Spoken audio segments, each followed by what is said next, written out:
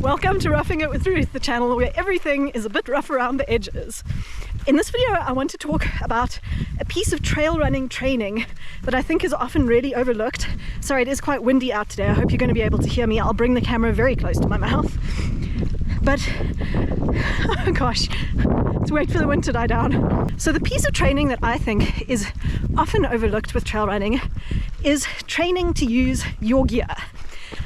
And particularly from my perspective as a slower trail runner that's often quite close to the cutoffs, I think this is incredibly important because stopping to mess with your gear can actually waste a significant amount of time.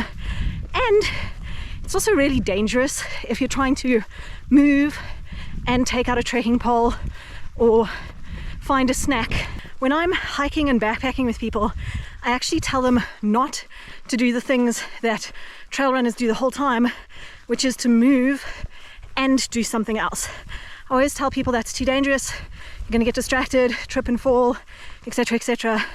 But obviously when you're trail running, you can't stop for every little thing.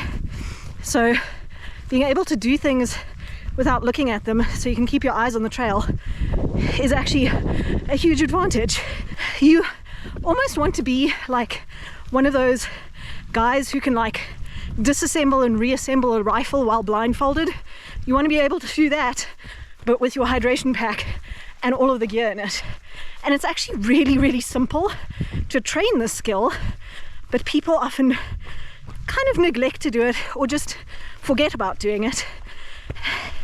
So if you have a big race coming up, I highly recommend you put on the gear that you're going to be using so that you can find the correct place for everything, and you can also test out taking things out.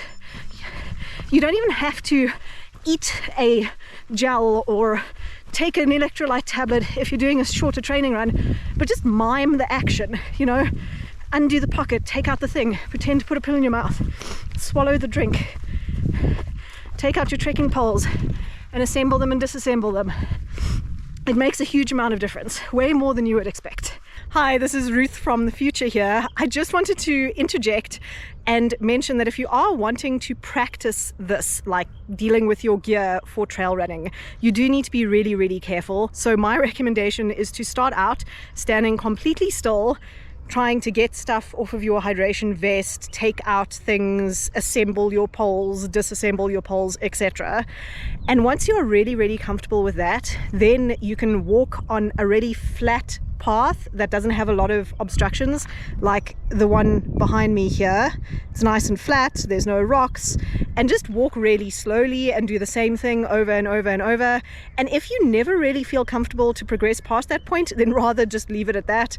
But if you are feeling really comfortable with your gear, then you can try doing some slow running on a really easy path, and as you go, you'll see at which point you need to stop for your level of abilities. Some people are totally happy to fiddle with their gear while like hiking up a rocky path, and for some people that is just a total no-go. My main point, I think, is that you should always put your own safety first. Thank you so much for watching this video. If you would like to see more from me, then you can click on my channel name to see videos that I've made in the past, or you can subscribe to my channel to see videos that I'm going to make in the future.